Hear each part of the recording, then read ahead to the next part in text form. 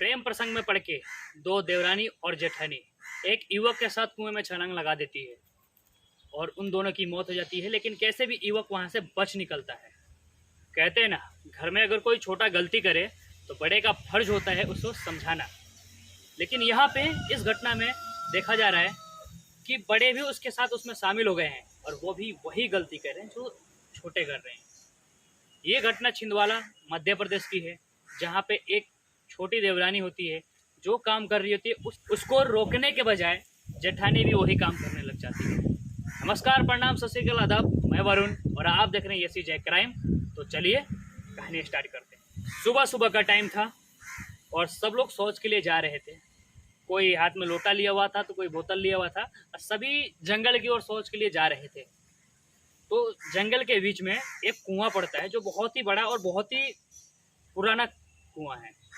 तो वहां से जब गुजर रहे थे तो कुछ गंध आया। गंध आते आते देख उन्होंने इधर उधर देखा, कुछ नहीं मिला। वो लोग कुछ लोग इग्नोर करके चले गए। फिर कुछ लोग आए तो उन्होंने देखा तो कुएं में झांका तो दो डेड बॉडी पड़ी हुई थी और वो तैर रही थी। पूरे गांव में भगदड़ मच गई और वहां के लोगों ने नज़दीकी पुलिस स्टेशन में सूचना दी। पुलिस आई और वहां पे उन बॉडियों को निकाल के अपने हिरासत में लिया बॉडी को, और उसके जांच पड़ताल के बाद में उसका पोस्टमार्टम हुआ। बॉडी के पोस्टमार्टम होने के बाद में उसके परिजनों को उसने बॉडी सौंप दिया और पुलिस उसकी जांच करी थी। जांच करने पे पता चलता है जो कहानी वाकई आपकी दिल दहला देने वाली कहानी है। वो होता क्या है, वो लड़का बहुत स्मार्ट होता है, जिसको कह सकते हैं मतलब खूबसूरत सुंदर सा। वो जब भी अपने घर से निकलता था तो गली मोहल्ले के लोग देख के उसको मतलब कहते हैं लोभित हो जाते थे। और अधिकतर लड़कियां और औरतें उस पर फिदा हो जाती थी। कहते हैं लट्टू हो जाती थी।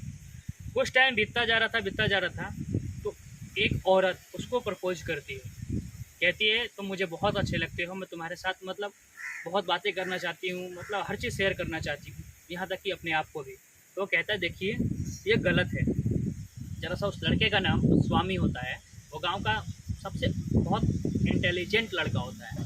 तो उसको कहती है तो वो उसको मना करता है, नहीं देखिए ये गलत बात है, ऐसा नहीं करना चाहिए। आप शादीशुदा हैं, आपका फैमिली है, आप अपने फैमिली को धोखा मत दीजिए। कैसे भी करके वो उसको एग्री कर लेती है। स्वामी एग्री हो जाता है। कुछ टाइम बीतता जाता है। जब भी उनको टाइम मिलता है तो वो एक दूसरे से मिलते हैं, रिलेशनशिप में आते हैं।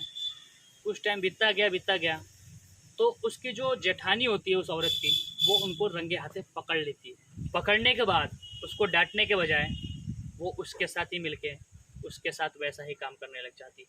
वो भी कहती है उस लड़के को कि मैं तुम्हें पसंद करती हूँ, मैं चाहती हूँ कि तुम मेरे साथ रहो, हम दोनों के साथ रहो, हम दोनों को कोई एतराज़ नहीं है। दोनों यानी उसके प्रेम में इतने पागल हो जाती है कि एक तरीके से कह सकते हैं इंसान खाना नहीं खाए तो मर सकता है, खाना को मिलना जरूरी। वैसे उनका रिलेशन चलता गया। फिर कुछ टाइम बीतने के बाद जब उसका पति घर पे आया तो उन दोनों को रंगे हाथ पकड़ा। स्वामी तो वहाँ से भाग निकला, लेकिन वो दोनों पकड़ी गई।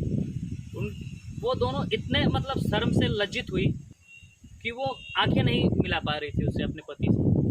फिर उसका पति उनको समझाता है और कहता है कि तुम ये क्या कर रही हो, मत करो। और उधर जाके स्वामी को भी समझाता है। स्वामी तो समझ जाता है, लेकिन ये देवरानी और जेठानी नहीं समझती है। और ना समझने के कारण देखिए होता क्या, इसका परिणाम आपको आगे मालूम चलेगा ही क्या होता है। तो नहीं समझती है। कुछ टाइम बीतता है, 2-4 दिन बाद। उसके बाद वो स्वामी को कॉल लगाती है, कहती है मुझे भागना है, तुम मेरे को यहाँ से ले चलो, मैं यहाँ बिल्कुल नहीं रहना चाहती हूँ, तुम मेरी मदद करो। स्वामी को जैसे कहते हैं ना अदाओं से फिदा कर देना, वैसे उसको फिर बातों से लपेट लेती है और स्वामी को एग्री कर लेती है। स्वामी बोलता है ठीक है।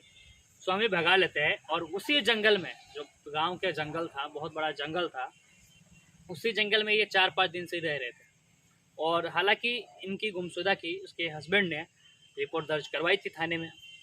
4-5 दिन बाद ये घटना सामने आया और पुलिस के पूछताछ के बाद ये भी मालूम चला कि उस कुएं में कूदने वाले व्यक्ति 3 थे। तीनों ने छलांग लगाई थी, लेकिन तैरना किसको आता है एक दूसरे में कोई नहीं जानता था। देवरानी और जेठानी और साथ में वो स्वामी भी कूदा था कुएं के अंदर, लेकिन उसको तैरना आता था, वो बच निकला। हालांकि वो चाहता तो उन दोनों को बचा सकता था, लेकिन उसने नहीं बचाया। कहते हैं ना क्राइम तुम कितना भी कर लो, लेकिन क्राइम से तुम भाग नहीं सकते, क्राइम छिप नहीं सकता, वो तुम्हारा पीछा कर लेगा। और सच्चाई जो होती है आज नहीं तो कल वो सामने खुल के आती ही है। और जब ये घटना पुलिस को मालूम चली तो पुलिस ने उस पर एक्शन लिया और स्वामी को गिरफ्तार कर लिया। हालांकि हमारा समाज ऐसा कभी इजाज़त नहीं देता कि किसी शादीशुदा स्त्री के साथ आप ऐसे संबंध रखें या बनाएं। स्वामी एक समझदार व्यक्ति था, लेकिन वो मोह माया और औरत के कहते ना जाल में फंस चुका था। और देखा जाए तो दोषी केवल स्वामी नहीं था, दोषी वो दोनों औरतें भी थी जिन्होंने ऐसा कदम उठाया था। वो अपने पति से बात कर सकती थी, कुछ भी कर सकती थी, पति को तलाक दे सकती थी अगर उसके साथ रहना था तो, लेकिन उन्होंने गलत कदम उठाया। मेरा ये वीडियो बनाने का ठेस पहुंचाना कोई मकसद नहीं है, बस आपको जागरूक और अलर्ट करना है। तो आप वीडियो में बने रहिए। कल मिलते फिर रात को 8 बजे।